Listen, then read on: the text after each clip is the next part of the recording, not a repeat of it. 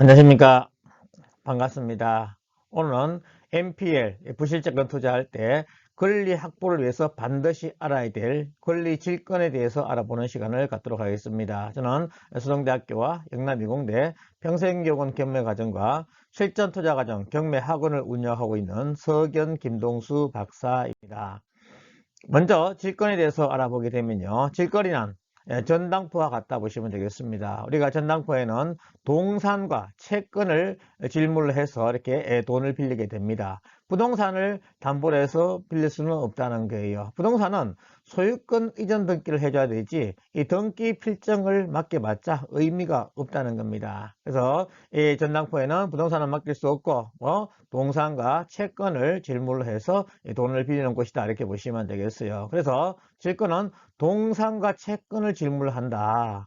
부동산에 직접적으로 질권을 설정할 수가 없다는 겁니다. 그래서 이 부동산에 설정한 건저당권의 채권을 담보로 해서 질권을 설정할 수 있다 보시면 되겠어요. 그래서 건저당권의 질권을 설정했을 때 건저당권의 범위 내에서 우선적 변제를 받을 수 있는 권리가 질권이 되겠습니다. 그래서 민법 제345조의 권리질권의 목적에서 질권은 그 재산권을 목적으로 할 수 있다 이렇게 되어 있고요. 그러나 부동산의 사용과 수익을 목적으로 하는 권리는 그러하지 아니하다 못한다는 소리가 되겠습니다.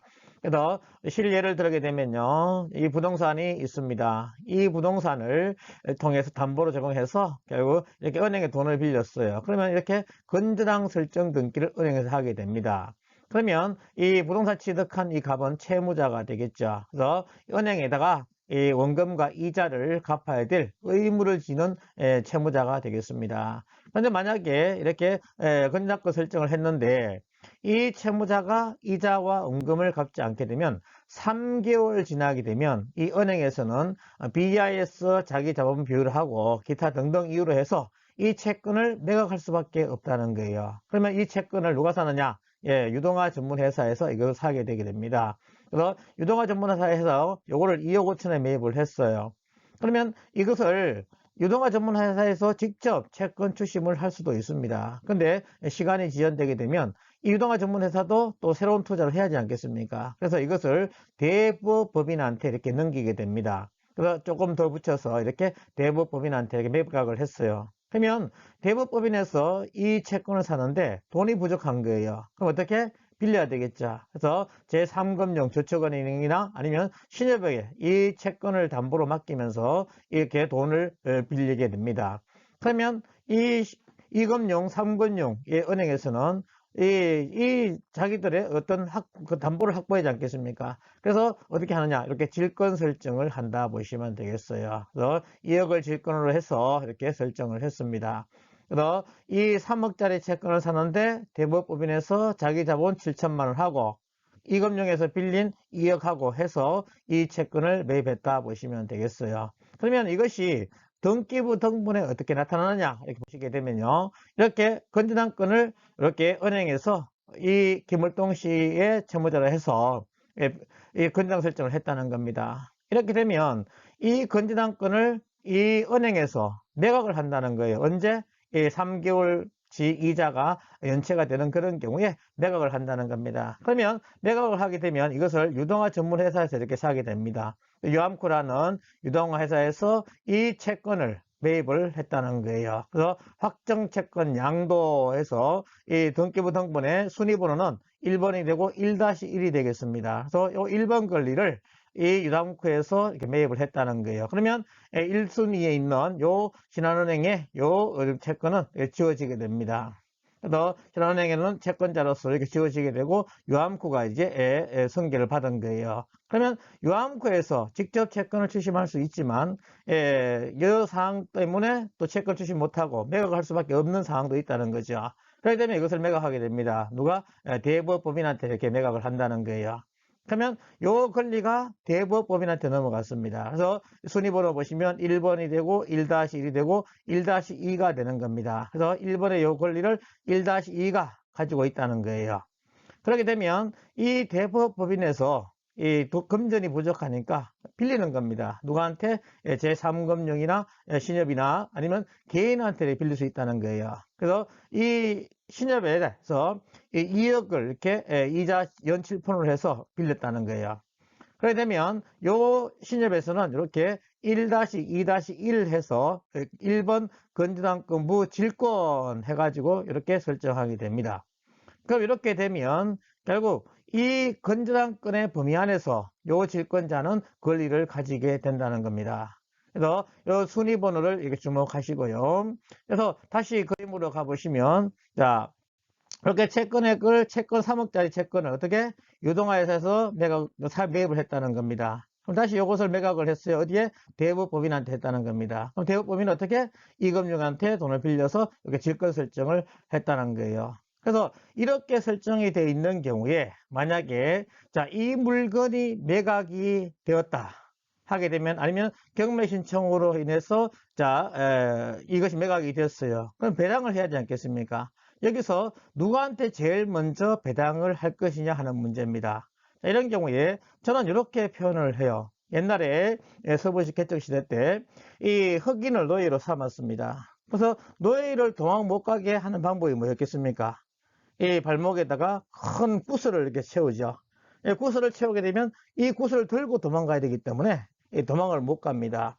그래서 이 대부업 그 신협 같은 경우는 뭐와 같다? 구슬입니다. 요 대부법인은 흑인이에요. 그래서 이 흑인이 자영업을 받기 위해서는 어떻게 한다? 요것을 떼내야 되겠죠. 구슬을, 큰 구슬을 없애야 됩니다. 이 없앤다는 건 뭐냐? 이 채권을 해소했다는 거죠. 갚으면 이것이 없어진다는 겁니다. 그래서 이 흑인은 자영업을 받을 수 있다는 거예요. 그래서 이 부동산이 매각이 되면 제일 먼저 요 이금융, 신협, 질권자한테 배당이 제일 먼저 됩니다.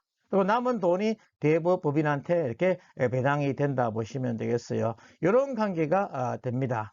그래서 이 신협 같은 경우는 요 채권이 안전하면 그 범위 안에서 반드시 안전하다는 거예요. 그러면 이 채권이 안전하게 해서 어떻게 한다? 이 부동산이 최소한 3억 이상은 거래가 돼야 되겠죠. 최소한 이 신협에서 질권 설정한 2억 이상은 매각이 되어야 된다는 겁니다.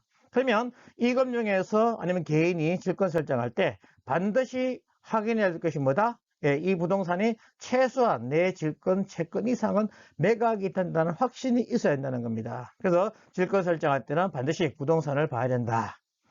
원래는 이 채권을 담보로 하지만 이 채권이 안전한지는 이 부동산에 달려있기 때문에 이 부동산까지 반드시 꼭 확인을 해야 됩니다. 그래서 우리가 부실채권은 참 무섭다 할 경우에 이렇게 대부업법인한테 돈을 빌려줄 수 있다는 거죠. 이 계약서를 작성하면서 수익을 반반하자 할 수도 있는 거고요. 아니면 이자를 받고자 하는 경우도 있을 것이고요. 둘이가 계약을 하게 됩니다. 그래서 부실채권이 무서워서 못하겠다 그러면 안전한 대부업법인, 신용이 있는 대부업법인하고 협약을 해서 이렇게 투자하시면 안전한 투자가 된다. 그때 반드시 이 채권을 담보로 한 부동산을 반드시 꼭 확인을 해서 이것이 안전하다고 확신이 들 때 반드시 질권 설정을 해야 된다 하는 거 꼭 기억을 하셔야 되겠습니다. 지금 경기가 상당히 안 좋아지고 있죠. 그래서 부실채권이 많이 발생할 그런 상황이 지금 오고 있습니다. 그때 담대하게 투자를 할 수 있는 실력을 키워야 되는데 이때 질권을 반드시 알아야 된다 하는 거 꼭 기억을 하셔서 안전한 투자를 하시기를 바랍니다. 그래서 등기부등본에서는 이렇게 1, 1-1, 1-2, 1-2-1 해서 부기등기로 되어 있다 하는 거, 이 건전한건 안에서 요 질권은 안전하다 이렇게 보시면 되겠습니다. 그래서 반드시 꼭 등기부등본 확인하시고 부동산을 꼭 확인하셔서 실제로 이 부동산이 얼마에 매각될 것인지 그것까지도 판단하시고 투자를 하시라는 거 꼭 말씀을 드립니다. 그리고 우리가 실제로 배당 순위에 대해서 이렇게 보시게 되면요. 자, 이 부동산이 있습니다. 4억에 낙찰됐다라고 가정을 하게 되면요. 자, 등기부등본에 이렇게 돼 있어요. 그래서 1순위 건전한 채권 3억 돼 있고요. 1-1 건전한 건 무질권 1억, 1-2, 1-3 이렇게 돼 있고 2번 건전한 채권액 있고 3 여기서 건전한 채권액 1억 있습니다. 4 건전한 채권액 1억이 있습니다. 이럴 경우에 만약에 4억이 낙찰되었다. 4억이 낙찰되었다 하면 배당이 어떻게 될 것이냐 하는 문제입니다. 그래서 한번 생각을 해 보시기를 바랍니다. 우리 이 정지를 시키시고 배당표를 옆에 한번 꼭 만들어 보셔요. 자, 그렇게 하면 어떻게 될 것이냐 하는 문제입니다. 그래서 자, 이 질권은 어디 범위 안에서 건저당 채권의 범위 안에서만 주장할 수 있다는 거예요. 그래서 이 질권은 요 3억 범위 안에서만 배당되지 3억을 초과하는 것까지는 책임을 지지 않습니다. 그래서 어떻게 되느냐? 이렇게 배당이 된다는 거죠. 그래서 1억 먼저 1-1이 배당이 되고 1-2가 2억이 배당이 되고 1-3은 3억 범위가 벗어났기 때문에 배당이 될 수가 없습니다. 그리고 2번 건전한건에게 배당이 돼요. 그리고 나머지는 이제 배당이 안 되죠. 이렇게 영영이 된다는 겁니다. 그래서 1-3 같은 경우는 건전한 채권액에서 벗어났기 때문에 권리가 없어요. 이거 반드시 기억을 꼭 하셔야 되겠습니다. 그래서 건전한권자의 범위 안에서만 이 질권은 주장할 수 있다. 질권은 이 부기등기로 돼서 일본에 종속된 등기다. 그래서 일본 안에서만 권리를 주장할 수 있고 우선 변제권을 받을 수 있다는 겁니다. 이것을 꼭 기억하셔야 되겠습니다. 질권도 우리가 담보물건이잖아요. 그렇기 때문에 우선 변제, 우선이보다 먼저 받을 수 있는 우선 변제의 권리가 있다라고 보시면 되겠어요. 만약에 6억이 낙찰되었다. 그러면 어떻게 배당되겠습니까? 그래서 똑같이 3억까지 배당이 되고 그 다음에 1억, 1억, 1억 배당되는 이런 상황이 된다는 거 꼭 기억을 하셔야 되겠습니다. 그래서 반드시 이 물건이 이 질권 채권만큼 최소한 이 건전당 채권만큼 최소한 이상 낙찰되었을 때 확보가 된다 하는 거, 그리고 이 질권은 이 건전당권 채권 범위 안에서만 주장할 수 있다 하는 거 꼭 기억을 하셔서 안전한 투자를 하시길 바랍니다. 1-3 같은 경우는 배당을 한 푼도 받을 수 없는 상황이라는 거 꼭 기억하셔서 안전한 투자를 꼭 하셔야 되겠습니다. 그래서 질권 같은 경우는 이렇게 펀드로 이렇게 투자하는데요. 실제로 한 예를 들어보면요. 자, 김월동 씨 부동산이 13억이라 이렇게 가정하시면요. A은행에서 건전한 설정을 했어요. 이렇게 되면 자 10억의 건전한 설정을 했다라고 가정하게 되면요. 근데 이제 김월동 씨가 돈을 갚지 않아요. 그래서 3개월 이상 연체가 되었어요.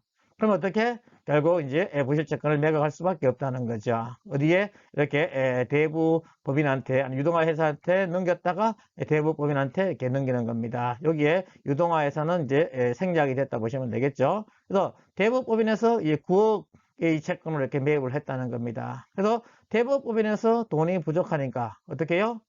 이것을 개인이나 아니면 이금융, 상금융에게 이렇게 채권을 발행해서 이렇게 담보로 넘긴다는 겁니다. 그러면 이렇게 자금을 유입을 조달받게 되죠. 그래서 이 자금을 조달받아서 결국 이 9억짜리 채권을 샀다는 거예요. 그러면 이 신익희 씨 같은 경우에 뭐 해야 된다? 질권 설정을 해야 되는 이렇게 상황이 되는 거죠. 그래서 1억 투자하면서 1억에 대한 질권을 여기에 설정을 하게 된다는 겁니다. 그러면 등기부등본은 이렇게 나타나게 됩니다. 그래서 건전한권 이렇게 설정이 되고요. 그리고 이렇게 부기등기로 해서 1-1 해서 건전한권 대부법인에서 이렇게 샀다는 겁니다. 대부법인은 금전이 부족하니까 어떻게? 신익희 씨한테 1억을 투자받았어요. 그러면 1-1-1 해서 1-1 건전한권부 질권 해서 이렇게 1억을 빌렸다 보시면 되겠습니다. 변제기는 17년 5월 6일로 했고요. 이자나 그리고 기타 이제 수익금에 대해서 이렇게 어떻게 나누자 하는 것은 채권 계약으로 하면 되고 여기 등기부등본을 등재를 하면 되겠습니다. 그래서 이렇게 하게 되면 이 질권은 결국 요 건전한권 범위 안에서는 안전하다 보시면 되겠어요. 그래서 반드시 부동산을 보고 이 부동산이 내 채권 확보할 수 있는 충분한 매각이 될 금액이 될 것이냐 판단하셔서 질권 설정을 하시면 된다라고 보시면 되겠습니다. 그래서 우리가 이렇게 해서 질권 설정이 되는 것이고요. 그래서 이거는 부동산 투자가 아니고 뭐다? 건전한권에 투자하는 것이다 하는 거 꼭 기억하시고 담보채권 범위 내에서 요 9억, 요 10억 범위 안에서만 투자하시면 되겠습니다. 그래서 질권을 우리가 왜 알아야 되느냐? 참 어렵죠. 그렇지만 질권을 알게 되면 이 부실채권을 투자할 수 있다는 겁니다. 이 부동산 투자가 아니라 뭐다? 채권 투자할 때 반드시 권리 질권을 알아야 된다. 그래서 질권의 효력과 권리 순위, 배당 순위를 반드시 알아야 되고요. 그리고 부실채권 할 때 안정성, 내 채권의 안전을 확보하기 위해서 반드시 권리 질권을 알아야 된다라고 보시면 되겠습니다. 그래서 항상 이 투자는 내 재산을 먼저 지키고 우리가 공격적인 투자를 하자라고 말씀을 드립니다. 늘 말씀드리는 것이 축구에서 결국 뭐냐? 승리를 얻기 위해서는 먼저 수비를 해라. 단단하게 수비를 할 줄 알아야지만 된다는 겁니다. 그리고 수비가 단단하고 나서 공격을 하게 되면 거의 승리가 확실하다는 거예요. 우리 김민재 선수가 수비를 잘하니까 결국 그 팀이 승승장구하고 있지 않습니까? 수비가 약하면 결국 승리가 멀어진다는 거예요. 그래서 먼저 내 재산을 지키고 공격을 하자. 이것이 저는 투자의 가장 기본이라고 생각을 합니다. 그래서 교재는 아까 앞에 보시면 항상 페이지가 이렇게 위에 윗부분에 있습니다. 그거 보시고 참고하시면 되겠습니다. 오늘은 권리 질권에 대해서 강의를 했습니다. 강의 들어주셔서 감사합니다. 수고하셨습니다.